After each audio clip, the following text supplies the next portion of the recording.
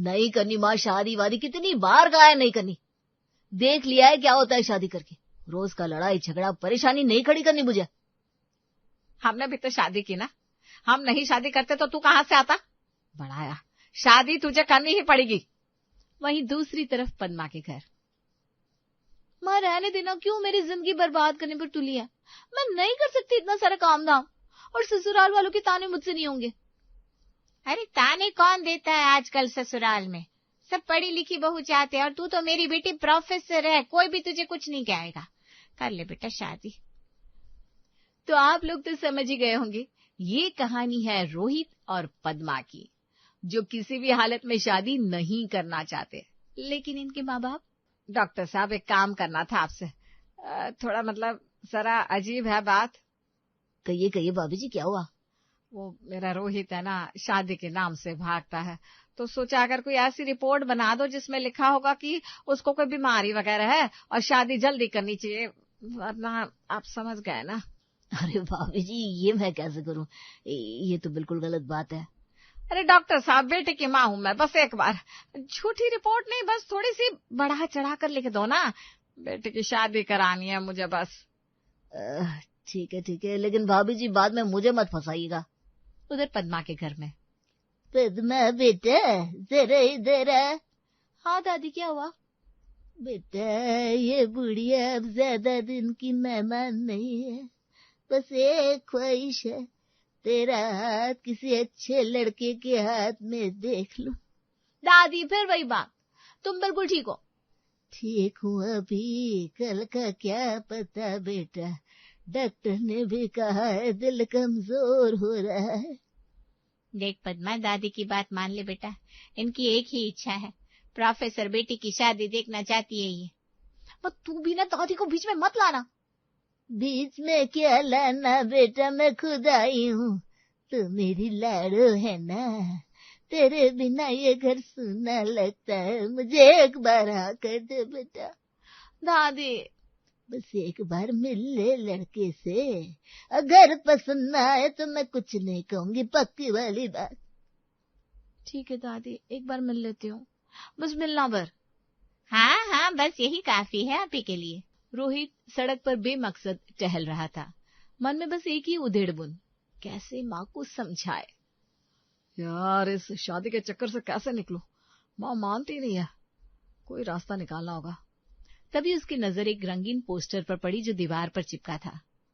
परेशान है, शादी से बचना है, किराए की रिश्तेदार ले जाइए, हम बोलेंगे आप बचेंगे, फोन करें नाटक एजेंसी।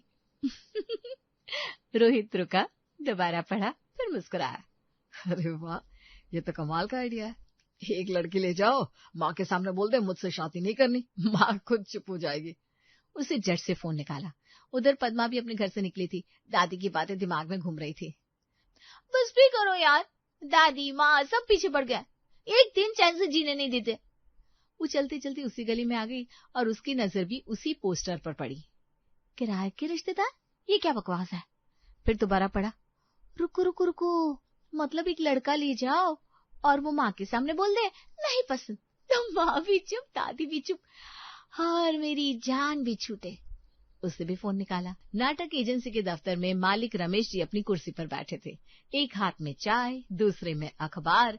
तभी एक साथ दो फोन बजे, ट्रिंग ट्रिंग ट्रिंग ट्रिंग। अरे हाँ भैया रुको। उन्होंने दोनों फोन उठाए, एक कान पर एक। हेलो, वो पोस्टर दिखा था किराए वाला, मुझे एक लड़की चाहिए जो मेरी माँ के सामने। हेलो, मैंने आपका पोस्टर देखा, मुझे एक लड़का चाहिए जो मेरी माँ और दादी के सामने। रमेश जी ने दोनों की बात सुनी, चाय की चुस्की ली और दिमाग में एक जुगाड़ क्लिक हुआ। एक मिनट, दोनों होल्ड पर जाओ। उन्होंने माथे पर हाथ मारा और जोर से हंसे। अरे वाह रमेश, आज तो भगवान ने खुद डील भेजी है। उन्होंने पहले रोहित से बात की। भाई साहब आपका काम हो जाएगा, एक बढ़िया पढ़ी लिखी लड़की है हमारे पास, प्रोफेसर है, एकदम सही रहेगी, आपकी माँ इम्प्रेस भी होगी और लड़की मना भी कर देगी। परफेक्ट, कब भेजोगे? कल शाम को। फिर पद्मा से, मैडम जी घबराइए नहीं, एक बढ़िया लड़का है, डॉक्टर है, आपकी दादी और माँ को एकदम पसंद आएगा, और फिर वो खुद मना कर देगा। आपका काम साफ। पक्का ना? कोई झंझट तो नहीं होगा ना? अरे मैडम 15 साल से ये धंधा कर रहे हैं, एक बार भी शिकायत नहीं आई। फोन रखकर रमेश जी ने दोनों की फाइल एक साथ रखी। रोहित की फाइल पद्मा के घर के लिए, पद्मा की फाइल रोहित के घर के लिए। एक को दूसरे के घर, दोनों का काम एक साथ और मेरी दोनों तरफ से कमाई। इसे कहते हैं असली धंधा। रोहित अभी घर पहुंचा ही था कि फोन पर नोटिफिकेशन आई। रमेश जी का मैसेज, भाई साहब लीजिए आपकी किराए की गर्लफ्रेंड की फोटो। रोहित ने फोन खोला, फोटो देखी और एक पल के लिए हाथ रुक गया। ये कौन है यार? फोटो में पद्मा थी, साड़ी में, बालों में एक फूल, आंखों में एक अजीब सी चमक। अरे नहीं, ये किराया किया, बस काम किया है। लेकिन मन था कि माना नहीं। उसने फोटो को जरा और ध्यान से देखा। यार रमेश ने कहा कि प्रोफेसर है, पढ़ी लिखी भी है, ठीक है, मतलब काम के लिहाज से वैसे है भी काफी। छोड़ो यार। उसने झट से टाइप किया, भाई बायोडेटा भेजो जरा। उधर पद्मा के फोन पर भी रमेश जी का मैसेज था, मैडम जी आपकी किराए का बॉयफ्रेंड हाजिर है।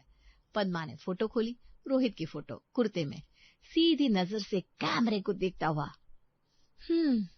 उसने फोन नीचे रखा, फिर उठाया, फिर रखा। क्या ये तो बस काम का बंदा है, एक दिन का नाटक करना है बस। लेकिन उसने भी टाइप किया, बायोडेटा मिलेगा क्या? रमेश जी ने दोनों के मैसेज देखे और ठठाकर हंसे। बायोडेटा मांग रहे दोनों। अरे भाई किराए के रिश्तेदार का बायोडेटा कौन मांगता है, लेकिन ठीक है, खेल और रोचक होगा। उन्होंने दोनों को एक दूसरे का पूरा बायोडेटा भेज दिया। रोहित ने पढ़ा, पद्मा, उम्र 29, दिल्ली यूनिवर्सिटी में असिस्टेंट प्रोफेसर, हिंदी साहित्य, घूमने का शौक, किताबें पढ़ना, खाना बनाना। यार ये तो मतलब अगर असली होती तो नहीं बस काम। पद्मा ने पढ़ा, रोहित, उम्र 31, दिल्ली के सरकारी अस्पताल में डॉक्टर, फुटबॉल का शौक, ट्रैवलिंग, म्यूजिक। डॉक्टर है, सोशल वर्क करता है और म्यूजिक भी। ये तो बिल्कुल वैसा ही है जैसा। अरे छोड़ना पद्मा, नाटक है नाटक। तभी दोनों के फोन एक साथ बजे। रमेश जी थे। हाँ तो भाई साहब बायोडेटा देख लिया? ओके। हाँ मतलब काम चलेगा। और मैडम जी आप? ठीक है भेज दो। परफेक्ट। तो कल से शुरू होता है असली खेल। एक बात याद रखिए, दोनों एक दूसरे को नहीं जानते, पहली बार मिल रहे हो और नाटक एकदम पक्का रहना चाहिए। हाँ जी बिल्कुल। हाँ पता है। रमेश जी ने फोन रखा और मुस्कुराए। इन दोनों को क्या पता किराए का रिश्ता असली पड़ने वाला है। रात के कोई 9 बज रहे थे। रोहित बिस्तर पर लेटा छत घूर रहा था। दिमाग में प्लान था, लेकिन नजरों में वो फोटो थी। यार क्या कर रहा है तू, काम की बात कर बस। उसने फोन उठाया, पद्मा का नंबर मिलाया। पद्मा उस वक्त किताब पढ़ने की कोशिश कर रही थी। कोशिश इसलिए क्योंकि किताब खुली थी और आंखें बायोडेटा की लाइनें दोहरा रही थी। फुटबॉल, म्यूजिक, सरकारी अस्पताल। पद्मा होश में आ, ये किराए का बंदा है। तभी फोन बजा, अनजान नंबर। हेलो पद्मा जी, मैं रोहित, वो नाटक एजेंसी वाला। पद्मा के मन में कुछ हुआ आवाज सुनकर। हाँ बोलिए। वो एक प्लान सोचा था, अगर ठीक लगे तो। मतलब आप पहले अपने नकली रिश्तेदारों को लेकर मेरे घर आ जाइए।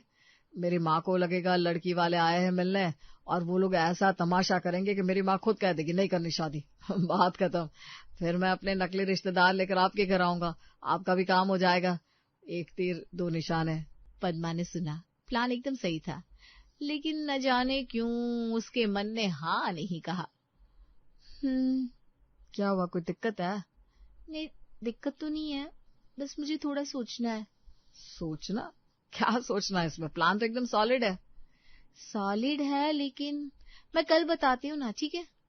ठीक है, लेकिन जल्दी बताइएगा, माँ का प्रेशर बढ़ता जा रहा है। हाँ मेरा भी। थोड़ी देर चुप्पी रही, वो चुप्पी जो अजीब नहीं थी बल्कि थोड़ी आरामदेह थी। एक बात पूछूं? पूछिए। वो बायोडेटा जो रमेश जी ने भेजा वो असली है? मतलब सच में प्रोफेसर हैं आप? पद्मा ने एक पल रुककर जवाब दिया। हाँ असली है और फोटो भी मेरी ही है। क्यों?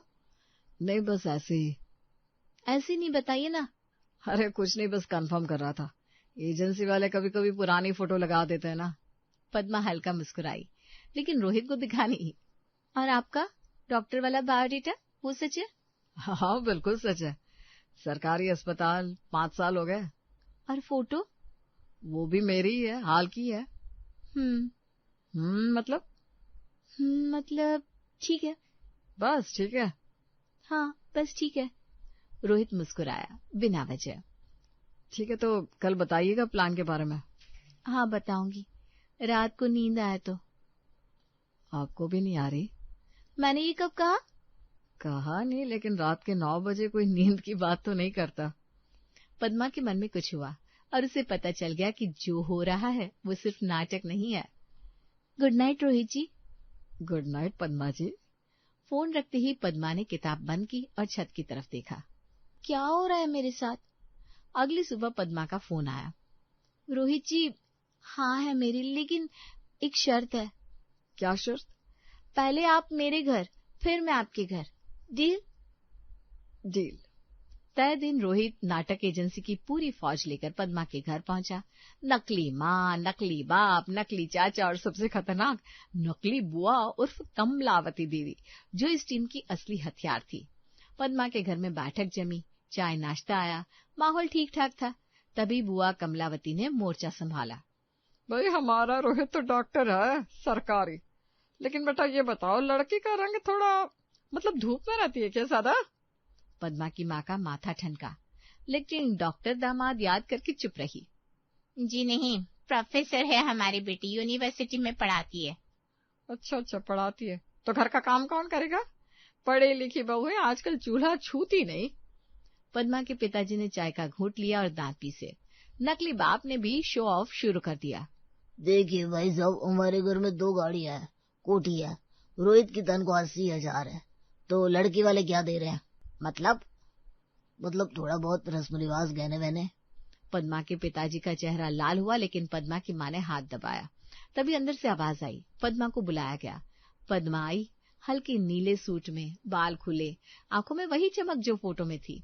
रोहित ने देखा और सब भूल गया। प्लान भूला, नाटक भूला, बुआ भूली। ये नकली चाचा ने कोहनी मारी। रोहित होश में आया। बातचीत शुरू हुई। पद्मा ने बड़े शांत और तेज तर्रार जवाब दिए। बुआ ने सवाल दागे। पद्मा ने मुस्कुराकर जवाब दिए। बेटा खाना बनाना आता है? जी, और डॉक्टर के लिए तो हेल्दी खाना बनाना और भी जरूरी है। सीख लूंगी जो नहीं आता। ससुराल में एडजस्ट कर लोगी? बुआ जी, जहाँ इज्जत मिलेगी वहाँ एडजस्ट क्या, घर लगेगा। पद्मा के घर वाले खुश, नकली रिश्तेदार घबराए। नकली चाचा ने बुआ को खींचकर कोने में ले गए। कमलावती देवी कुछ करो, शादी तोड़नी है, लड़की तो एकदम परफेक्ट निकली। भाई मैं कोशिश कर रही हूँ, ये लड़की है कि दीवार, कोई कील ही नहीं घुसती। और रोहित को देखो, वो तो खुद ही। तीनों ने रोहित की तरफ देखा। रोहित पद्मा के पिताजी से बात कर रहा था।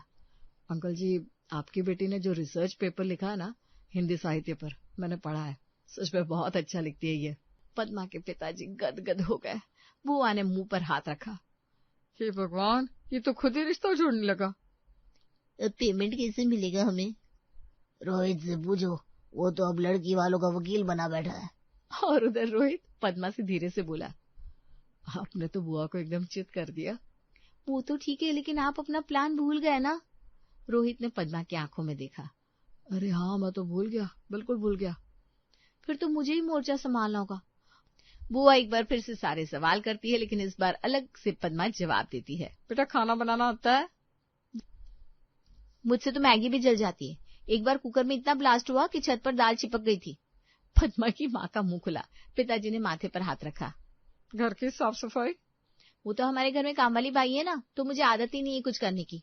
झाड़ू पूछे तो कभी हाथ में ही नहीं दिया। बुआ की आंखें चमकी। मौका मिला। सुबह जल्दी उठती हो? जी नहीं, मेरा अलार्म 10 बजे का लगता है, वो भी 3-4 बार बजने के बाद उठती हूँ। रात को 12-1 बजे तक तो जागती हूँ, नींद जल्दी आती नहीं ना। नकली चाचा मन ही मन खुश हुए। अब हो जाएगा काम। बड़ों की इज्जत। देखिए बुआ जी, मैं सीधी बात करने वाली हूँ, जो मन में आता है बोल देती हूँ। फिल्टर बिल्कुल नहीं है मेरे पास। कभी कभी लोगों को बुरा लग जाता है। बेटा सच बोल रही हूँ ना माँ। पैसों का हिसाब किताब? वो तो बिल्कुल नहीं आता। तनख्वाह आती है, खर्च हो जाती है। महीने के आखिर में हमेशा उधार मांगना पड़ता है माँ से। बचत जैसी कोई चीज मेरी जिंदगी में है ही नहीं। नकली माँ ने नकली बाप को कोहनी मारी। दोनों मुस्कुराए। त्योहारों पर पूजा पाठ? जी वो, मुझे तो सारे त्योहारों के नाम भी याद नहीं रहते। पिछली दिवाली पर मैं सो रही थी जब सब पूजा कर रहे थे। पद्मा के पिताजी कुर्सी पर धंस गए। बुआ पूरे जोश में आ गई। ससुराल में सबके साथ मिलकर रहना। देखिए जी, मुझे अकेलापन बहुत पसंद है। भीड़ भाड़ से चीड़े मुझे। ज्यादा लोग घर में हो तो मेरा सिर दर्द करने लगता है और मैं कमरा बंद करके बैठ जाती हूँ। बुआ ने चाय की चुस्की ली और विजयी मुस्कान के साथ नकली चाचा को देखा। लो भाई, खुद ही बता दिया सब। तभी रोहित बीच में बोल पड़ा। बुआ जी, इसमें बुरा क्या है? सीधी बात करती है, कम से कम झूठ तो नहीं बोला। सबने रोहित को घुरा। रोहित? सच कह रहा हूँ बुआ जी। अच्छा अभी चलते हैं, बाद में बात करते हैं। ये बोलकर सब निकल जाते हैं।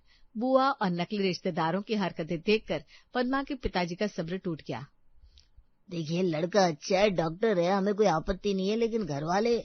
उन्होंने बुआ की तरफ इशारा किया। इस घर में हमारी बेटी खुश नहीं रह पाएगी, माफ करिए, हमें रिश्ता मंजूर नहीं। कमरे में सन्नाटा छा गया। नकली रिश्तेदारों ने राहत की सांस ली। बुआ ने मन ही मन सोचा, चलो काम हो गया। लेकिन रोहित वहीं बैठा रह गया, जैसे किसी ने पैरों तले जमीन खींच ली हो। घर वापसी पर नकली चाचा खुश थे। वही वाह, काम हो गया, पेमेंट पक्की। हाँ, लेकिन रोहित को देखो, मुंह लटका के बैठा है। रोहित ने कोई जवाब नहीं दिया। खिड़की के बाहर देखता रहा पूरे रास्ते। घर पहुंचती उसने सबको विदा किया, दरवाजा बंद किया और बिस्तर पर बैठ गया। यार क्या हो गया मुझे? उसने फोन उठाया, पद्मा की फोटो देखी। जब वो कमरे में आई और मुस्कुराई और बुआ के हर सवाल का जवाब दिया, बिना डरे बिना झुके, तब से कुछ हो गया है। उसने फोन रख दिया, फिर उठाया। ये प्यार है क्या? नहीं, इतनी जल्दी कैसे? लेकिन अगर नहीं है तो इतनी बेचैनी क्या है? वो उठा, पानी पिया और वापस बैठ गया। और माँ बाप? वो मानेंगे नहीं। माँ तो पहले से रिश्ता ढूंढ रही है अपने हिसाब से, और पद्मा के घर वालों ने मना कर दिया, मतलब दोनों तरफ से बंद दरवाजा। उधर पद्मा के घर में पद्मा अपने कमरे में बैठी थी। दादी पास में थी। लड़का अच्छा था बेटा, लेकिन घर वाले। हाँ दादी, ठीक किया पापा ने। दादी चली गई। पद्मा अकेली रह गई। ठीक किया पापा ने, यही तो चाहती थी मैं। तो फिर ये अजीब सा खालीपन क्यों है? उसने तकिया गले लगाया। जब वो बोला कि सीधी बात करती है, कम से कम झूठ तो नहीं बोला, तब क्यों अच्छा लगा इतना? उसने आंखें बंद की। और उसकी आंखें, जब पहली बार मुझे देखा था, एक पल के लिए सब भूल गया था वो। मुझे पता चल गया था। वो खुद पर झल्लाई। क्या पता चल गया था पद्मा? कुछ नहीं, बस नाटक था, किराए का रिश्ता था। लेकिन मन है कि माना नहीं। अब क्या करूं? पापा ने मना कर दिया, और वो भी क्या सोचता होगा? शायद उसे तो कोई फर्क भी नहीं पड़ा हो। तभी फोन बजा। रोहित का नाम था स्क्रीन पर।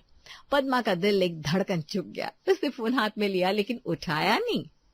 अगर उठाया तो क्या बोलूंगी, और अगर नहीं उठाया तो? फोन बजता रहा। पद्मा ने फोन उठाया। हेलो। उधर से कोई आवाज नहीं, लेकिन पद्मा को पता था रोहित है, और रोहित को पता था कि पद्मा समझ गई है। वो खामोशी बहुत कुछ कह रही थी। पद्मा जी, मुझे नहीं पता ये सही है या गलत, मुझे नहीं पता आप क्या सोचती है, लेकिन मैं जानता हूँ कि आज जब आपके पिताजी ने मना किया तो कुछ टूटा मेरे अंदर। पहले कभी ऐसा नहीं हुआ था। पद्मा चुप रही, सुनती रही। जब आप कमरे में आई थी और बुआ के हर बेकार सवाल का जवाब दिया था हंसकर, तब से कुछ हो गया है मुझे। मैं खुद शादी जोड़ने लगा था, मुझे पता भी नहीं चला। पद्मा की आंखें भर आई। मैं नहीं जानता कि किराए के रिश्तेदार असली रिश्ते बनाते हैं या नहीं, लेकिन मैं ये जानता हूँ कि मुझे आपसे शादी करनी है, असली वाली। पद्मा ने एक लंबी सांस ली। रोहित जी, मैंने फोन उठाया, बस इतना काफी है ना? रोहित एक पल चुप रहा, फिर धीरे से हंसा। हाँ, काफी है। अगली सुबह रोहित अपनी माँ के सामने बैठा था। माँ, एक बात बोलनी थी। क्या हुआ बेटा? वो पद्मा जिसके घर हम गए थे, मुझे उससे शादी करनी है।